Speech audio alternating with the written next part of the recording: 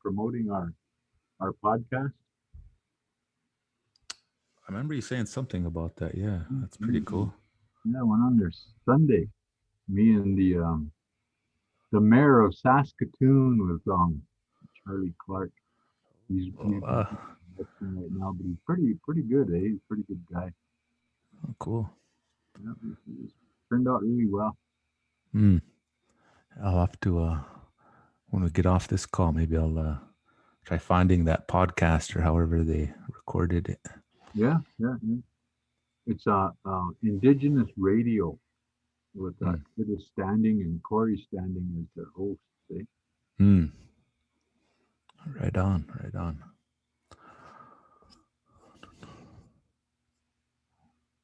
Oha. Ah. How matakuipi. Ake yushki awachi an kampi. Chante washtea yuhana pech yuzapi.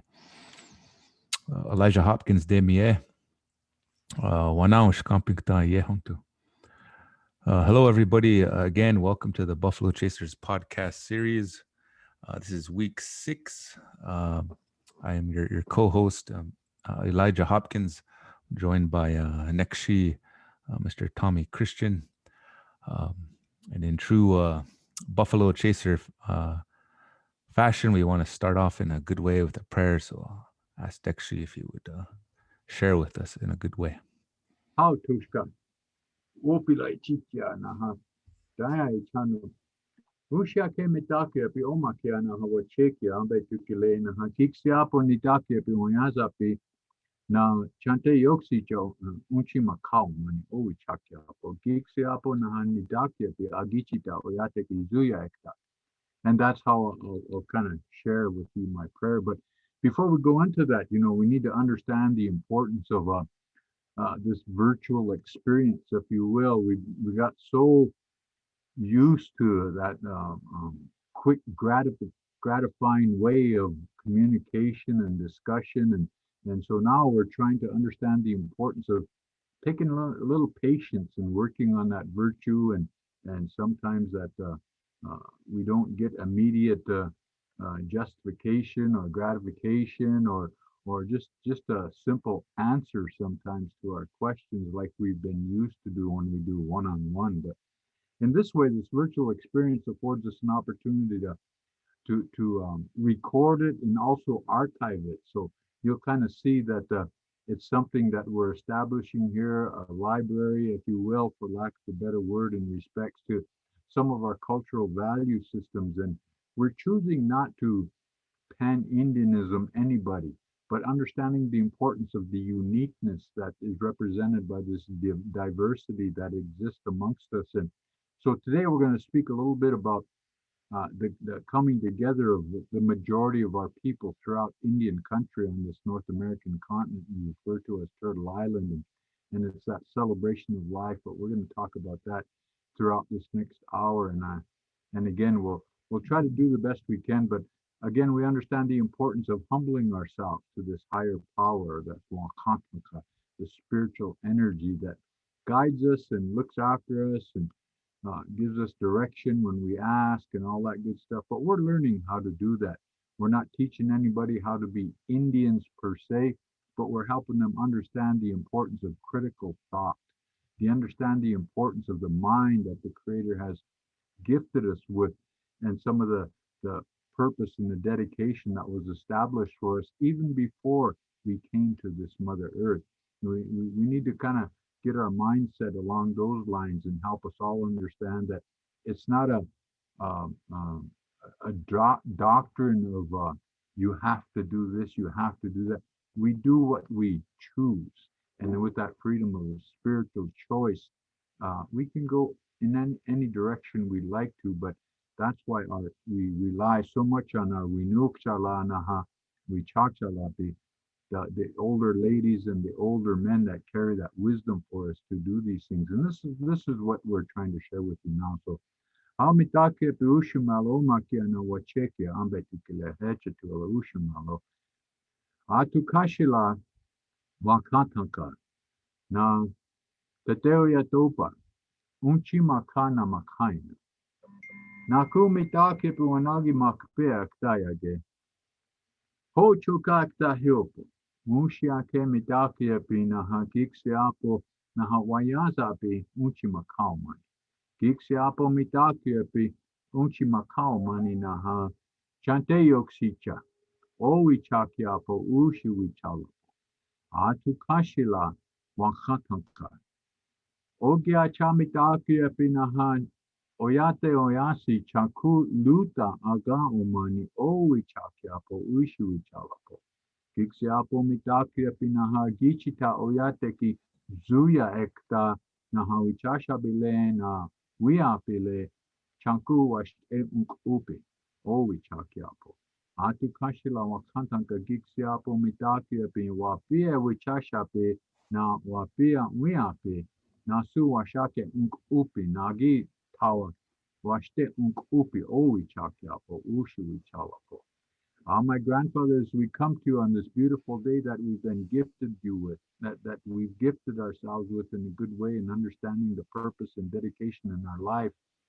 We realize the foundation of natural law. We understand the importance of coming together in a good way as we understand the changleshka, the circle of life, and our belonging to that and bringing forth this understanding of these different ways that represent that diversity, but the uniqueness that is shared in a good way through our language and through our ceremony, through our clanship. We ask that you pity us, my grandfathers. Help us to understand the importance of these tracks that we make on this red road that we're following, that represents a spiritual value system that helps us to become stronger. So we pray in that way as we would chekia. We try to understand the importance of these wishes for the sake of others. And so we are going to take this opportunity to thank you for the beautiful day you gifted us with. Thank you for those warriors that put themselves in harm's way. Uh, and we ask that you give them a good road, all the men and all the women that represent our Agichita.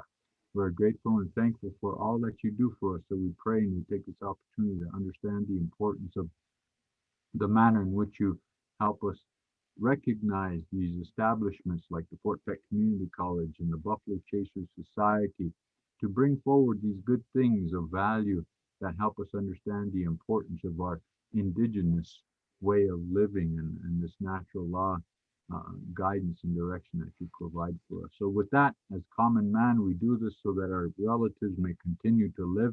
We do this so that we can make a better world for our young people. So, in a good way, we're very futuristic in the manner in which we choose to walk. How? Mitapie oasi. Mama Oh, oasi. How? mtakwe wase. How? Oh, Padama Dekshi, beautiful prayer again. And so all of you that are listening, um, just as a reminder, if you've never had a chance to listen to our podcast series, we're here every Thursday from 3 to 4 p.m. Rain or shine, we'll be here in a good way. So we want to just remind you, come share this experience with us live on Facebook. We do archive all of these episodes. This is week 6 on our YouTube channel. So you can look up Fort Peck Community College. We should be there. It's archived naturally on Facebook. Then also we are on Apple Podcast. Just look up Buffalo Chasers. We are on Google Podcast and we are on Spotify. So we're really trying to push this out there. So no matter where you're at, if you're cruising down the road, man, you can download us on Spotify and just cruise and listen. If you have access to a computer, you can watch the video version as well. So also just want to throw that out there. And then throughout the course of our podcast, we're trying to really trying to engage people. So um, I'll try and check the Facebook comment section as I can. But if you have any questions, comments, put those right in that the comment section. Or if you want to send us a direct message, you can. But if you want some live feedback, just type it in there if you could, and we'll do our best to respond accordingly. And then also during the course of this podcast, uh, on Facebook, give us some love, give us a like, give us Yeah. some love, give us a share, because what we're doing is whoever engages and participates, we have some pretty cool items that we're trying to give away. Do some drawings. We have some Kindle Fires. The past few weeks, we've given away some $25 uh, Albertsons gift cards, If you just hang on a second, I'll show you what one of these items looks like. 1 second. Oh,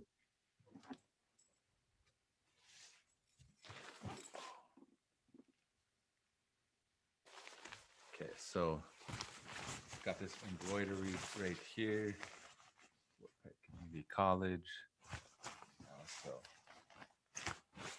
we do have plenty of those. So if you give us a share, give us a like, we will announce winners here either at the end of the podcast or tomorrow. So just wanted to throw that out there. So yeah, there's a whole lot, I think that people might not know, especially the younger generation, as far as this celebration of life in our indigenous cultures, Nakona, Nakoda, Dakota. One of the ways that we express ourselves is through song and dance, and I think it's really an honor to have someone like Ayapaha, Nekshi Wamni Shage, Mr. Tommy Christian, because of his experience with this. He'll never brag about it, say all these things that he's done, but years as a professional MC powwow, Ayapaha, all over into Canada, is my understanding, down here in the States. And I think he was also a world champion dancer, up in Canada and then over in Bismarck. So if you're a powwow person, you probably already know this guy. But if you don't have that experience, um, you know, really listen up, because there's a lot of experience that goes with that. And I think really is something that we can hopefully share with anybody out there that wants to know a little bit more about powwow and how they can express themselves. So anything you can share on that, next, we would appreciate that. oh, hecha tu alo tushka. Yeah, it's still. Ah, mi ta kepi daya ya hipi. Ambe tukile mi chante ta wagla ke na hanna pe chuza pelo. Ho hecha je mi ta wamnisha ge doba imachi api. Ushima la kchewi chasha mialo. Aha. La kowicho kante kligano, la kowicho kante khiada. As we do these things, my relatives, and again, that's just a little uh, formal introduction as it relates to who I am and what my name is. And what I basically said was, I welcome you all here. And I said, on this day, I'm going to speak to you from my heart, and I offer you all my hand. I carry the Assiniboine name of Eagle Claw, but they also refer to me as Four. So I have a couple of names there, one for my Nakota and for my Dakota Oyateki, which I belong to, which I participate in. I'm what they call a DNL, Dakota, Nakota, and Lakota. And in that, that's an opportunity for me to really pursue some of these um, issues and concerns that my nephew here was talking about, Elijah. He said, that it's important that we realize that a lot of our ways of life and the things that we do have a purpose. They definitely have a meaning to them. And we spoke a little bit about it in the Wink Day portion of our when we talked about the responsibilities of the Wink Day, the celebration of life and the origins of powwow. It was for warriors that were returning from battle or a hunt, and to the rhythm of the heartbeat of our Mother Earth, which we refer to as the chachere. We would the drum. We would share a story with the people. It was just for men in the beginning. It was just for the warriors. They'd come and kuchialo na kudiaya wananake. They would go real low, eh? When they hit the drum hard, they would duck. They would show them how good they were, how well they physically well they were, and to go low in that way, and that representation of your regalia, your design, the manner in which you wore this regalia, designated different styles of dance. The scouts were represented by the grass dancers, the grass dance society, and they were all the young men from 8 to 18 that really wanted to get into the grass dance society because all of the good things that they taught to how to be stealthful, how to become a warrior. And they were the scouts. They were the ones on the ground, the grass dancers in that society. Then, of course, you had your warriors, the one that wore the feathers. the feathers that they earned on the battlefield based on courageous or brave acts that they did, or the number of coups that they counted, the number of arrows that they shot. And based on that, these things would all culminate into this celebration of life, what we refer to as powwow. But that was the origins of that. And later on, as these things continued to go on, and we celebrated these stories, if you will, with our people, to let them know that, hey, we were beyond this fear. We were doing this for the sake of the people that we loved and we cared for, and we had high respect for the women and the children, our grandparents, the grandmother and the grandfather, and of course those that stayed behind and helped them as we, the warriors, were away from camp. All of these things were depicted in this celebration of life, in which they call powwow. And from that, it has really evolved, and throughout the period of time, Buffalo Bill Cody, back in the day, he took these warriors on a show. He would go throughout the United States and put a show on, and the warriors would tell their story. Well, not everybody really got that. They didn't really understand the movements. They didn't understand the discipline it took. They didn't understand the balance that they needed to maintain and represent the stature in which and who and what you were. And they're very deliberate. The warriors, the ones with the feathers, the warriors would just move in such a deliberate, respected, dignified way, and they would tell their story and they'd keep in time with this music. And then, of course, the grass dancers, the stories they would tell, would they we call it gabadaba decha wachipedo, and how you translate that is you dance all flexible. You're really flexible in your movements, and of course, understanding the importance of being a stealthful individual and being taught how not to be detected through smell, through vision, through sound. They were very stealthful. And when the grass dancers, the scouts, would go out, they would just go out with just a long breechcloth on, no shirt, nothing, and they'd rid themselves of that human smell or anything like that. And when they went out, they were always aware that the the how do you say it, the silhouette of the human could be easily detected. And so in that, they would make Mm. movements as they danced to break up that silhouette. That's why they say gabada badecha or chipido, dance all flexible. Let the people see how you broke up that silhouette of the human. And so people couldn't recognize you. And as they did that, they would camouflage themselves with various natural items so that they couldn't be detected. And then, of course, there were, in the Grass Dance Society, there were little tests and little challenges that were put on these young boys from 8 to 18 years old, where they would have to show the elders that they were able and capable to go out and actually be stealthful and not be detected, even if they were confronted with some of the tests they had to go through. Is they had to go and step on a skunk's tail. Some people don't understand the importance of that, the discipline it took to go and step on a skunk. Because naturally, if a skunk is excited or alerted or is afraid, what it does right away is sprays. But if you step on a skunk's tail and his tail is down, the skunk can't spray. So there's no indication that the skunk is afraid or is trying to defend itself. And so when you step on a skunk's tail, he can't spray. So you can't let the enemy know that you're in the area. Eh? See how that works? Mm. Another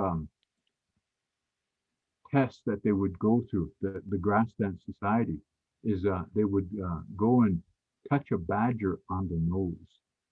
And the discipline it took to do that, to accomplish that task, was something where you had to kind of take your time, creep up on a badger, and the elders would be watching you, and they would touch that badger on the nose and then take off running so you don't get caught. Because a badger is fierce. For those of you who know what a badger is, they're very fierce little animals. Oh man, they'll tear you up. They'll attack a human being. So in that was another test and another challenge. And if you could do that, you could pass those requirements as it relates to actually going out and protecting the people that you love, the family, the tribe, based on this information that you brought back to the warriors. And of course, they come back with the number of individuals that were a part of a war party or something like that, and they would share that with the warriors, and the warriors would jump on their horses and go out and count their coup. Of course, they would have paint on their face. They're warriors. They'd have paint, which was their identity, and that identity, the reason they painted themselves the same all the time is when they told stories of your brave, courageous act, they would say, that guy that painted himself all red on top with a little black line underneath, that's the one who did that to me. Because we weren't so much involved in the savage, unnatural act of killing a human being. We're more about the honor of the stories that were shared about these warriors, eh? And if you kill that individual, that he couldn't tell his story, about who gave him that big bump on the head with that acoustic that he had, or whatever it is. Uh, And so we weren't into that unnatural act of killing another human being, but just posing a threat to them, letting them understand, hey, don't mess with us. We don't want to kill you, but if we need to, we will. And we get this close to you in respects to how we do these things. And those were some of the stories that they would tell, like the warrior stories, eh? And the grass dancers, of course, they would tell their stories in time to the heartbeat of the Mother Earth, and letting them know that they were strong enough to go out and do this. One of the aspects, one of the characteristics of a grass dancer, if you ever watch a grass dancer real close, what he does on his right side, he'll do on his left side. And what that represents is that balance that he's aspired to and that he's acquired, because again, in a spiritual way, not in a physical way, but in a spiritual way. So what he does on his right, he'll do on his left, to let people know I'm spiritually balanced and I can do these things. I'm physically capable and all that. The premise of the celebration of life was there to show the people what you're doing. But what they were doing, the grass dancers and of course the warriors that had the feathers and their earned um, stuff that they earned on the battlefield, is they would adorn themselves in their finest regalia, and they would share with the people how they were feeling inside, how courageous it was, how good they felt. Because again, if they made it back to camp, they come back in a very good way. They didn't come back with their tails between their legs or anything. They come back in a very proud way and let them know that we represented out there.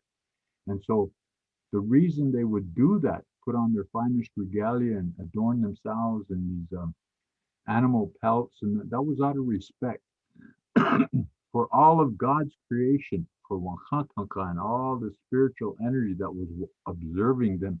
They would do that to let them know, let all that spiritual energy know that my legs are working, my arms are working, my mind is working. I've acquired the sense of balance, and I come here in a respectful way to show you that our tribe is being protected in a good way, in a respectful way. So we weren't necessarily as savage and hostile and merciless as they say we were, because again, we always had an indication of respect, prior to what they said. Um, Columbus, Galbado, uh, discovered us. There were millions of us here. How did we come to be a million? Because we felt the true meaning of life was uh, the ability to procreate. And in that, understanding the importance of learning how to get along with one another. We weren't savage. We weren't killing each other, cutting each other's heads off and sticking them on a stick like they that we learned later was what they did, non-Indian people. But we got along. We had that respect. We had that diplomacy. We had that ability to communicate. Even though we didn't speak the same tongue, we would talk in with sign language so that people would understand exactly how we communicated.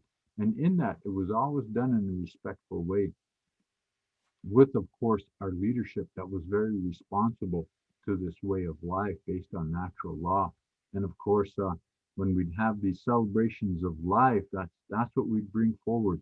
We'd share with the people how we were feeling from the inside out.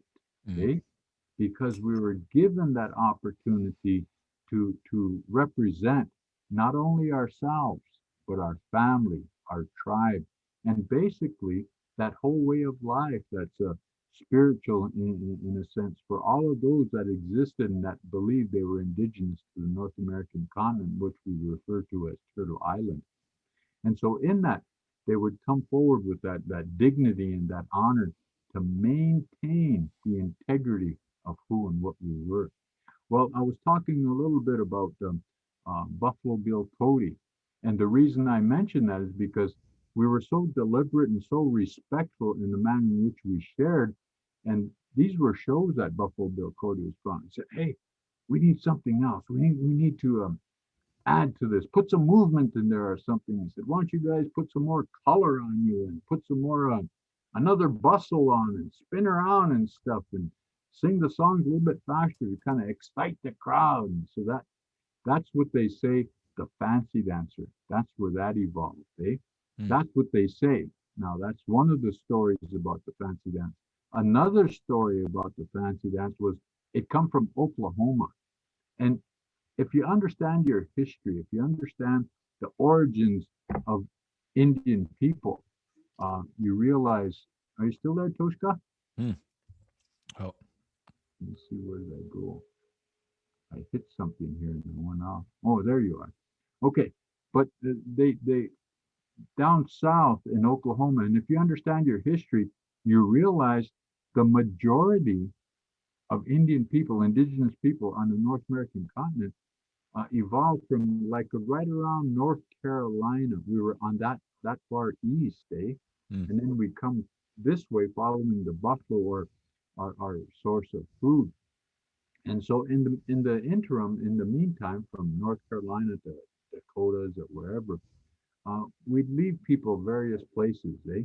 And so the Oklahoma, the Halushka songs and all that stuff, and their language even is a part of that. Is a part of that Siouan dialect, if you will, and some of their cultural value systems were based on that.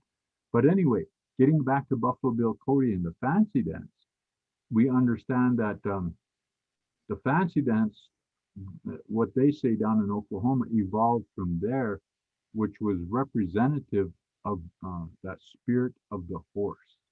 Eh?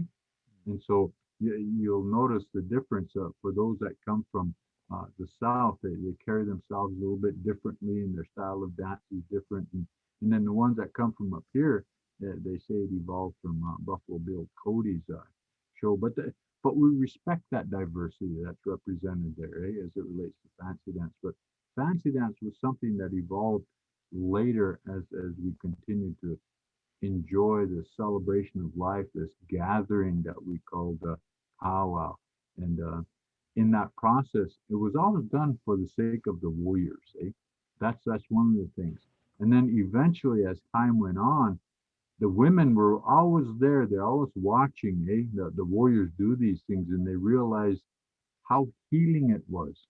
The good feelings these dancers brought to all of the people. And so the women kept bothering the old guys, the old elders, and they'd say, hey, we want to dance too. Let us dance. Let us dance. And they would say, no, no, no. But one of the things that the women would do, how they would participate, when the warriors would return from camp, would return to camp from a hunting party or a war party, they would be singing victory songs. They would be singing songs, eh? And when the women would hear those songs of the warriors coming in, They would run into their teepees, put on their buckskin dresses with their fine beadwork and all that good stuff, and they would stand in front of their teepee and they'd move up and down just in time with the music, eh? And as they moved up and down just like that, they would turn. And when they turned, what that represented was they were looking for their relative that returned from. uh, And in that, it used to be a long time ago that on the honor beats, when those warriors were singing, they'd hit the drum real hard on the honor beats. The woman, the daughter or the wife of that fierce warrior would raise his coup stick, and they'd have all of these coup stick ornaments on that stick. And they say, oh, wow, they got a fierce warrior amongst their family. So, yeah. And so the women, in a traditional way, they would just stay at their teepee and dance up and down. That's why you see women's northern traditional dancing in that way. And they just turn just slightly as they dance. And that was representative of them looking for their relative to return from battle. But Oh, in that whole process, as we did these things, it evolved into something that is so beautiful. It's just people didn't understand, and the women felt that. The women felt the healing that was going on there, that was precipitating from the chanchega, the heartbeat of our Mother Earth through the drum. And they wanted to participate, so they kept bothering the old guys. Hey, we want to dance. We want to dance too. And all the women would always come covered in a blanket, because they're very humble people. And but the elder said, no, no, no. Then finally, after a few years of this going on, the elders finally succumbed to the wishes of the women. Said, okay, you can come and we can participate. They opened up their blankets, and all this beautiful beadwork, all this uh, regalia that they had on, and they began dancing. Okay?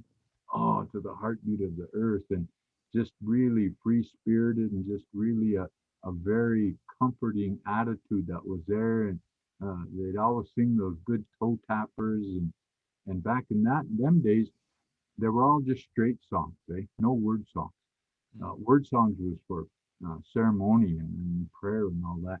Well, even that evolved. Even that evolved to where I can remember back in the day when Chiniki Lake and Stony Park used to sing word songs under the guidance and tutelage of old, I think his name was Paul Beaver, the dad of the Stony Park singers. Um, they start introducing word songs into powwow. Oh man, and like Chiniki Lake was doing the same thing, and oh man, the people start getting, well, they shouldn't be doing that. They shouldn't be doing that. But it evolved, and now look at us. We're singing so many beautiful honor songs, word songs, and putting into the powwow circuit so people can enjoy themselves and all that good stuff. But that's how powwow came about, and we're continuing to do those things to the point to where, like during this COVID stuff, oh, lots of people are just really I got one missing. question. I got one Yeah, question yeah, for yeah. you. When did, to your knowledge, did the flag songs begin? Is that recent memory? Was it? It's been around for quite a while. Well, it's recent as it relates to acknowledging. See, the flag song was just the eagle staff. Our flag, the eagle staff. The history behind the eagle staff was when we went to war. That eagle staff was straight and it had a spearhead on it, eh? Mm. And so that represented the chief had that, and he had these feathers on there from all his warriors, and he'd stick that bugger in the ground and say, "We mean war." And then so whoever could capture that eagle staff that was theirs and that would represent defeat, oh, it hardly ever got captured because they protected it so well. But at the same time, if you look at an eagle staff now, it's no longer straight, eh? It's bent. And when they bent it, that represented Wola Sota Makasitomi, peace all over the universe. And that's what the eagle staff represents. They could straighten it out and it would be mean wartime. But they bent it because they said this dance represents who and what we are. Dakota, Nakona, Lakota people. We're your allies, we're your friends. And see, that's consistent with us not really being savage in the sense of uh, um, merciless in killing people, eh? Well, that bent eagle staff represented that spear is now bent and it represents peace. That's one of the stories as it relates to the eagle staff, eh? And then the eagle staff, all the feathers that are on there, it used to be like the families would bring a feather representing one of the veterans or one of the Gichita in their family, and they would hang it on that staff, eh? And it meant that he's a warrior, he's a courageous individual, he protects us, he's our peacemaker and our peacekeeper amongst us. And so the families would come and present that, and they put it on their eagle staff, and that's what that represented: a peacemaker and a peacekeeper, not a warrior as Hollywood would try to identify it, say, in a savage way. But the flag songs evolved after, I would dare say, that we captured the American flag. Eh? Did you know that the red, white, and blue, the flag that they currently have is not theirs? It belongs to all of those tribes: the Nakona, the Dakota, Lakota, the Arapaho, the Cheyenne and Northern Cheyenne that participated in Pejishlozuya, that greasy grass fight they call the Little Bighorn. Eh? We captured that flag and we never gave it back. So that flag is ours. But yet, if you ever notice when they do anything official, a lot of these flags that they use has fringes on the end of it. And the reason for that is because we got the one that's just a regular looking flag, but the ones that they do in official capacity put fringes on it. That's their flag from a maritime, like it's a ship's flag. Eh? We didn't go and fight on water. We fought on land. So just a little history, something to think about, something to pursue, something to understand that a lot of these things that we do does have history, does have meaning. And so after we captured that flag, we understood the importance of distinctively understanding the difference. So then we start making songs about the American flag. I'll stand under it forever. I do this for the sake of my, so that my people can continue to live, eh? And they acknowledge what they refer to as the president's flag. They would acknowledge that through our language, and ateapi. That's what that means. Your adopted father that is going to look after all your needs. Eh? Ateapi. That's how they refer to him. And then the wapaha, the white man's ateapi, wapaha will stand under it forever. And you listen to those flag songs, and that's what they mean, and that will defend it. And then we'd have songs for our eagle staffs as well. Eh? In a procession of a powwow, the eagle staff should always be presented first in a formal way. It should always be the lead flag, and then behind that you can have all the rest of these flags. But the eagle staff should always come in first in Indian country, eh? And because of that respect that is due to our warriors, our Adichita, those that uh, fought way back in the day before they had United States Army and Marines, and all the flags behind it, they represent those different organizations in which our young men went to war for. Eh? The Americas, the United States Army, the Marines, the Air Force, all of those. And you'll hear songs, word songs about various other representation of our Indian people going to war. The reason that's so significant, a lot of people don't understand, is under treaty, we don't have to defend the United States of America. We're not. We they can't draft us into United States Army. They can't make us go and defend them because of treaty. If we stuck to the treaty, eh? And so Indian people didn't have to do that. So that's the significance of those songs. In spite of not having to go, our young men way back in the day still signed up for United States or whatever a branch of service, eh? And people don't understand that either. And that's how we regarded our, that's why we regarded our veterans so highly. is because they didn't have to go, but they went. And then in that process, the reason they went is because they weren't warrior like or merciless or savage. They were there in a dignified way, representing their legacy, their linealcy, their opportunity on the battlefield to do these courageous and brave acts for the sake of their family. Eh? And so they would go and do that. And then they would come back and then they would share with the people these stories of survival to help us understand that, yeah, these guys are very honorable, and when the veterans would return, uh, we would always acknowledge them because we have a way of dealing with PTSD, eh?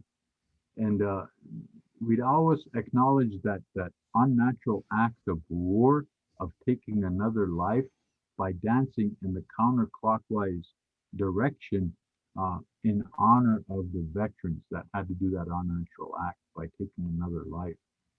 And then a lot of our veterans that have taken life really it really raises heck with their mind and they call it PTSD. But we as First Nations people have a way of respecting that life that was taken.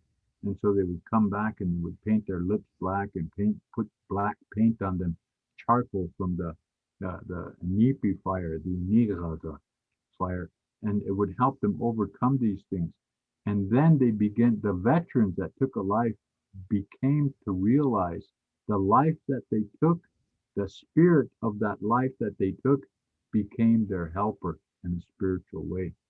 And in that, those veterans would acknowledge that their spiritual helpers, wherever they came from, Vietnam, Korea, Russia, or Germany, or wherever, they would have these spirit helpers that would help them because in a good way, this epitome of redemption that we refer to as Wakatanka or our non-Indian relatives called God, uh, that that spiritual connection that the veterans maintain, they would help people in a good way, in a respectful way, and then those spirits that the lives that they had taken, they would feed them every year.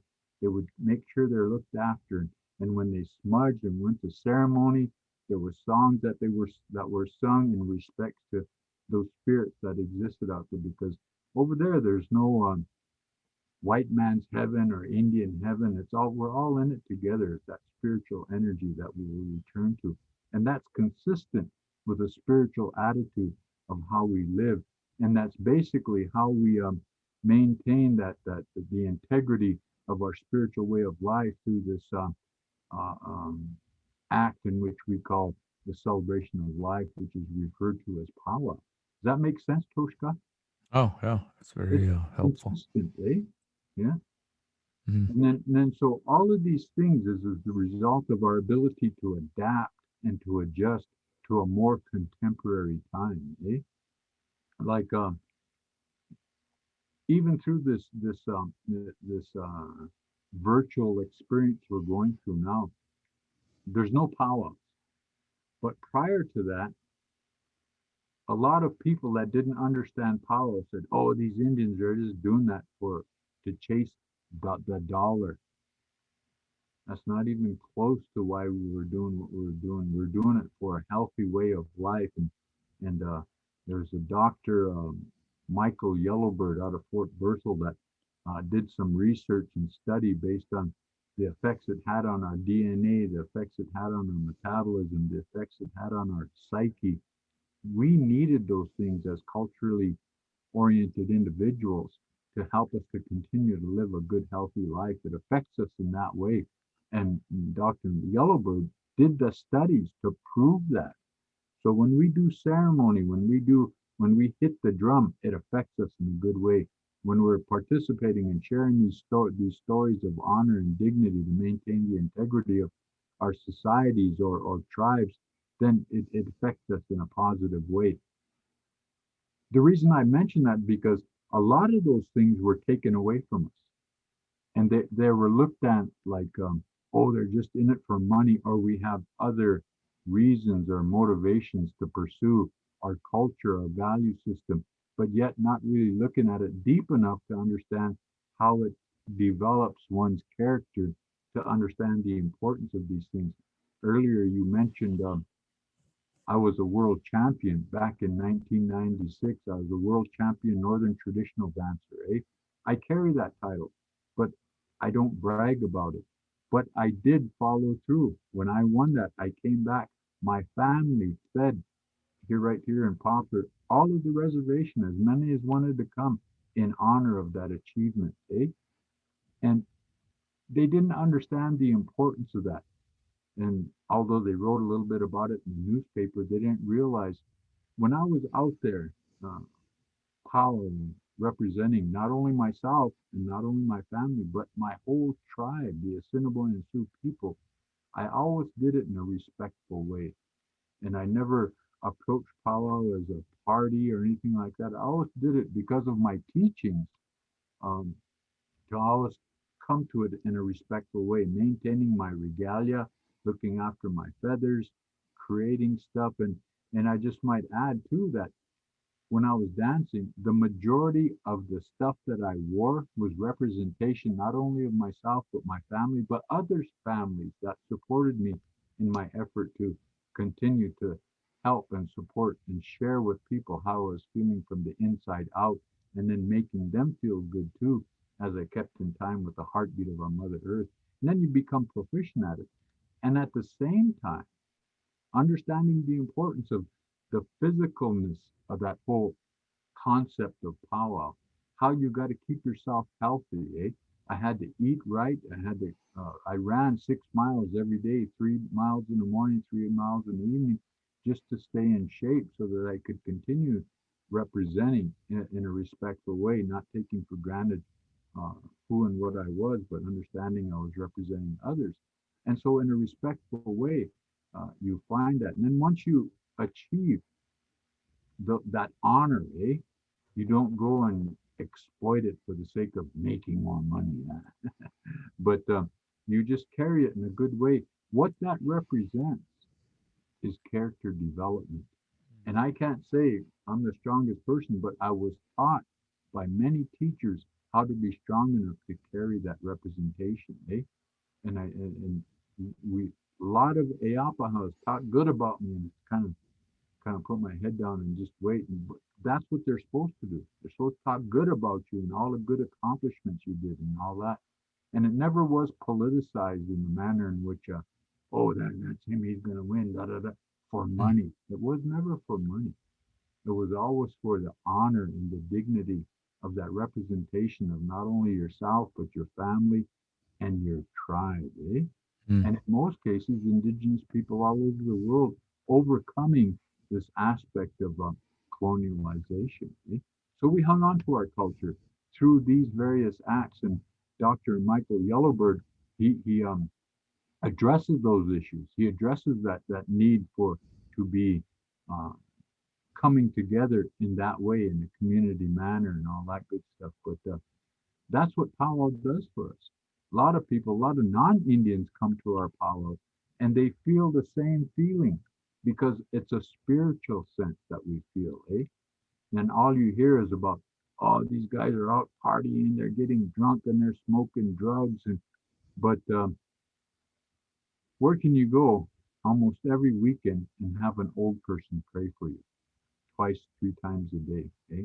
Have people raise their pipes in the morning so that you have a good day.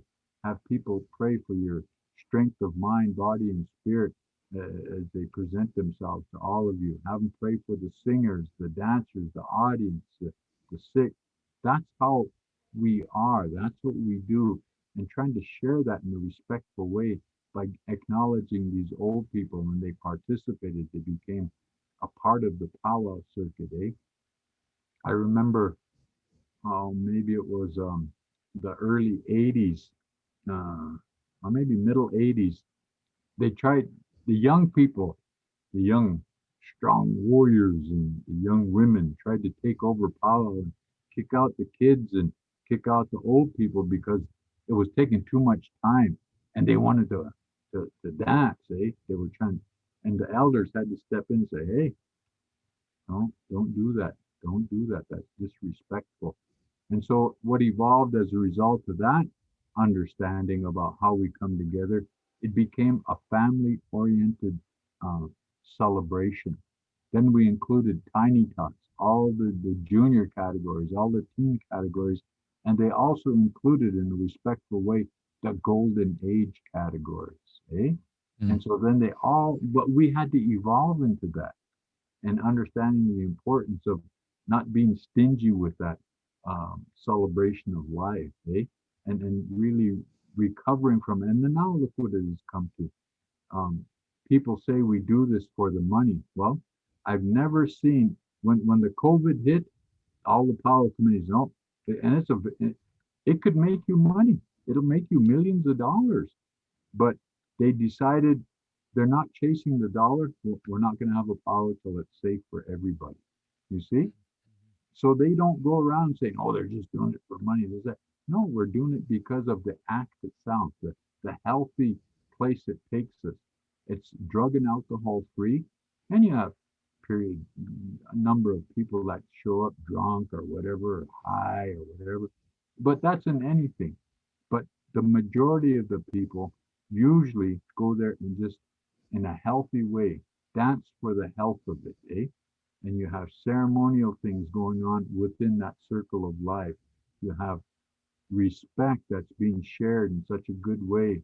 There's identification of who and what you are, what tribe you come from based on your regalia, the designs that you carry, the colors that you use, the manner in which you dance. Eh? It's an opportunity to express yourself from the inside out in maintaining that integrity through these acts of honor and dignity. And that's what power is about. Of course, it takes a whole powwow committee to put one of those together. So that's a collaborative effort in itself as they work all year to do that. And then once they get the gathering together, it gives us an opportunity to do what we intended to do initially is remember, not only make new friends and meet old friends, but one of the key things we do at Powell is we remember the friends that never made it through the year. Eh? Wokiksuya. We remember them and we memorialize them, and that people have big giveaways and they just give everything away in the honor in the name of that individual that passed on. So it gives us an opportunity to in that healing process to take care of that grief and like in our language we call nagi gluhapi. We carry that spirit for a whole year, okay, all year, and then after that year is over we have a giveaway and we have ceremony and acknowledging the and memorializing the life that was spent with us in a spiritual way. And so at powwows, we do those as well. Naming ceremonies, we do naming ceremonies. There's honorings of our leadership, legitimate leadership, eh? And all these good things. And that's what I would do as I came to understand it, and as I was taught by many, many of my mentors, uh, Russell Standing Rock, Mike Hotai, Bob Forster, Kenny Ryan, who's a few of them, Wallace Coffey, all of these individuals, AAPA, past AAPAs, taught me how to do what I do. And so it wasn't that I could just talk, okay? They taught me how to do it in a respectful way, in a way which maintained dignity. Like Russell Standing Rock one time told me, he said, my brother, he said, as a Yapaha, as an announcer, he said, what you do is everybody has something good about them. And as an announcer, you got to find out what that goodness is. And that's where you share with the people the goodness in everybody. I don't care if anybody dislikes them or whatever, but there's good in them somewhere. And that's what you talk about. He said, when you do that, then you don't have to lie. You don't have to embellish the truth. You just tell the truth. And see, and that's what we do as EAPAHA. And we facilitate and we co-facilitate with those individuals that are running the arena, the head judges, all those good things. If it's competition power, we co-facilitate with them to bring it all together so that it works smoothly. Okay. And then through my time and understanding power, I just became good at it. I'm internationally known powwow announcer, eh? And Like, they yeah. ask me. Yeah, I never ask I don't sell myself. They have to ask me. And if they ask me to go and help them out, I'll go help them. And one of the questions they always ask when they ask me to go help them is, well, how much do you charge? And so I have to tell them, I don't charge. That's up to you. That's your business. That's not my business. My older brother, Earl Bullhead, was the one that shared that with me as well, eh? Because we don't do that. But in that process, I've always been well taken care of by all of these powwow committees. Because again, if my dad would tell me, he said, when you go to powwow, my son, he said, make sure you got enough to get there and make sure you got enough to get home. But in the interim, enjoy yourself, dance hard. He said, if you go there to get anything, all you're going there to get is tired. and uh, and so we do that, and then as a result of that, eventually, based on the competition that was there, and wasn't competing per se, but just getting tired, uh, people recognize that, and usually I'd win a lot of powwows, eh? But and eventually culminated into the world championship, and after that, I went back to work for law enforcement services here on the res, but uh, I reached the epitome of what it is was to be a traditional dancer. Well, now from that, the powwows wanted me to come back, and I did a little bit of announcing while I was dancing, and they invited me back as an announcer, so I evolved from there. And a lot of the powwows I've been doing for 15 to 20 years already. Standing Buffalo Powwow, White Bear Powwow, um, I forget how many other powwows I've been doing for these number of years consistently every year, eh? Mhm. Not because I go there and want money, but because I go there and share in a good way an opportunity for us to come together as in the celebration of life. And it's an amazing thing to live a healthy lifestyle. I don't drink, I don't do drugs, and haven't for 40 years, and they recognize that. I don't talk about it. I don't go out and say, oh, this is my 40th year. I don't say that. They just know based on my behavior that I don't do drink, drugs, and alcohol, eh? And they respect that. So I don't have to talk about it. I don't have to brag about it or be anybody other than who I am. And so in that, based on my teachers, based on my moms and my dads, and I have many of them, they're always looking after me. They always make sure that I'm fed. And carry the kettle is another power that I've done for a number of years. And thank God to my adopted father and mother, John and Sadie Haywahi. Every time I went to carry the kettle, my mom Sadie always made sure I was fed, always sending food up to the announcer stand. And she knew I liked sweet, so she'd always bake me a pie. Eh? But just that act, and like all my brothers and sisters in the Haywahi family, they always looked after me, and they always understood. Oh man, this guy's reach go that kind of crazy, eh? But again, it was always that those relationships always were respected in that way. My dad would always tell me, he said, my son, when somebody honkas you, when they adopt you as a relative, he said, you gotta kind of respect that even more than your blood brothers and blood sisters, because in spite of your character defects, somebody still wants you in Indian way, Yeah. and so in spite of your wheat goat go or whatever, they still want you in their family. Yeah. And so you respect that, you reciprocate that respect in that way. And I always try to represent as well as you could. So it's some of those aspects that go along with politics, eh? Mhm. And this healthy way of life, and this spiritual way. People say it's a social gathering, which it is, and some people say it's ceremonial gathering, which it is, but it's a combination of those two coming together and having an opportunity to acknowledge the ones that didn't make it through the year, but visiting with the ones that you met already, and then even making new friends, eh, as it relates to that social gathering in this celebration of life. And So would just you want say Would you say? I didn't mean to cut you off. I was No, just gonna no say, problem.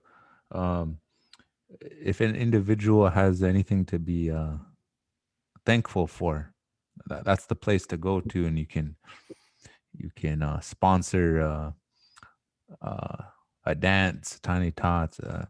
anything like that. That's the one way you can show like a what they would say like a whoopie da. You can do something like that there. Exactly. You see, all these different things, we come together. It's a celebration of life. And a part of that life is we eat. So they have feeds, eh? They have feeds uh, all over the place. That uh, I did a lot of my dancing up in Canada, eh? And all those Creole ladies, they come to know me, and they know I wouldn't eat, eh? Because I couldn't eat during the day when I was dancing because my guts are shaking around and me trying to puke and everything. So what those old ladies would do, those Creole ladies, they would dry moose meat, and then they'd bring it to me whenever they'd see me. I'd get a brown bag full of dried moose meat with a butter, a container of butter and salt, because they know I'd eat that, and that's what sustained me, eh? mm, And because I'd powwow all weekend, and then on Monday I'd just be starving for pizza, and so I asked my dad and said, Dad, how come that? I'm just hungry for pizza every Monday. He said, well, that's what your body needs. He said, look, it's got all those things in it. It's got the carbohydrates, it's the bread and the cheese and the vegetables that are on there, and then the meat. He said, that's why. He said, because I could eat a whole large pizza by myself, eh? mm, And in that, and then during the weekend, the only time I would eat is if they had a feed, and then because the food was prayed for, you see, and so I would eat that. And one of my non-Indian mothers used to come to Powell with me, purity white woman, come to Powell and she just laughed at me and said, "Why is that?" Because I used to cut my fry bread with a knife and I'd eat my fry bread with a knife and a fork. She said, "Why do you do that?" I said, "I've been shaking hands all day. I don't want to be touching my fry bread and then put it in my mouth." So I ate it with a knife, and she thought that was crazy. Eh? But just stuff like that, eh? And little things like that. But it was always a good time, always an enjoyable, relaxing, comfortable opportunity to visit, to acknowledge, honor people, like I said, have feeds, have giveaways, and that's why we're not really into Christmas. Eh? We have giveaways all the time, all summer long. We receive gifts or we give gifts, and like one thing I wanted to mention too, Toshka, how we acknowledge our young people that went to war. Eh? They didn't have to go, but the people at home, see, because the warriors they went to war and they were missing their family because we were so family oriented, and that added stress to them. But yet they had to maintain that dignity and honor in their representation. So they didn't go there to go be killing anybody. They went there to represent. And then the families at home had a responsibility to that warrior to conduct the ceremonies that needed at home. And so they gather and they do these things. The Gold Star mothers, the families, the grandmas and the grandpas always made sure that that warrior was always looked after during prayer, because we do ceremony, and so the families were just as responsible for the safety of that individual as the warrior himself. So they always looked at it was such a cohesive thing, a connection spiritually. And then when the warrior would return, like from the United States Army or Marines or whatever, when he'd come back on leave, they'd have an honoring dance. If it was a winter, they'd have a Gahominy or a special, and they would take a box and a cardboard box and they'd put it in the center. And whoever wanted to donate to this warrior, they'd go and put a couple of dollars in there or 50 cents or whatever they could afford. And all of that money that was in there, they'd give it to the warrior. Now go have fun. Because when you're young, you do things. You got to go out and socialize a little bit and all that good mm. stuff. So but they would acknowledge that warrior for that and let him do what he wanted to do also. They'd give him that big box of money, and oh man, he just enjoyed his leave and his friendship and all that good stuff. And so stuff like that would happen. That's what family meant to us, eh? kind of like that and that representation and all that good stuff. I remember I really enjoyed listening to this, and anybody older than me, I remember my grandma would tell me she'd go to these powwows, Fort Belknap here in Fort Peck, Brockton, Poplar back in the day, and even back in the 70s, 80s, even there would be these women would just butcher up those either buffalo or a cow Yeah, right on the yeah, spot, yeah. had their Right in the knives, and they were spot. just Yeah, yeah, yeah right there and give out rations, old school, and they would do the right in their teepees. They're there, those families, just they'd give out do ceremonies right there, yeah. giveaways right on the spot, I Until was, the wheat Koga got showed up or the Heoka show up and she was killing his house. Then they'd go throw intestines all over the place. oh. Oh, meat on the top. But they're always looking out for them too. But that's another story we'll go into at some point. Mm. Yeah, I feel like we only got an hour here, already came up, but I feel like we could talk about this for many hours. Well, see, that's what it's for, Toshka. Again, we do these things because, again, we're going to create this library, if you will. We're going to archive them and we're going to keep them. So this can go on and on and on. And so people have a basic fundamental understanding. Again, we're not into pan-Indianism. We're not trying to make everybody the same because that that that collaborative effort is based on our spirituality, and everybody has their own unique way of representing that spirituality, eh? And understanding that we're all free spirited, we all have our own minds. We're trying to institute an opportunity to be critical thinkers. That's good for our young people to help them understand their guidance and direction does have a spiritual influence in it, and they need to value that. And again, I shared with my son, I said, son, don't worry about anything because you're going to always be looked after. Why? Because of what you carry, Dad? I said, no, because you recognize the spirits and they'll look after you. And that goes for anybody. Okay? If their intent is well meant, if they're trying to understand the importance of generosity, compassion, empathy, love, caring, sharing, patience, Uh, uh, all these things, and they try to exercise those each and every day, and then they become uh, a good person, if you will. If it, I always say, "Lakota himacha tokeya, Lakota himacha tokeya." You're an Indian first, and I'm an Indian first, but I'm not a human. But I'm not an Indian. I say, but you're a human being. That's what we're saying, a two-legged. Okay? And so, in that exercises those virtues. Oh, he has tried to incorporate that importance of um, character development through the Boy Scouts for our non-Indian relatives, so something they could try to achieve and aspire to as well for the sake of those natural leaders or whatever the case may be. But the character development is what we're trying to promote here, based on the understanding of critical thought and understanding where your heart is. That's the center. That's inside you. We heal from the inside out, sharing all of these good qualities, all these good characteristics, all these good dynamics of what really represents a healthy lifestyle, and going beyond the superficial patronizing attitude that some have. Because, like I said when I speak in my language, it's hard to be an Indian, but I love my Indian ways. Okay? And it's hard to be an Indian because, again, some of these things we live up to, some of the things we do that are misunderstood, some of the things we do that are misinterpreted.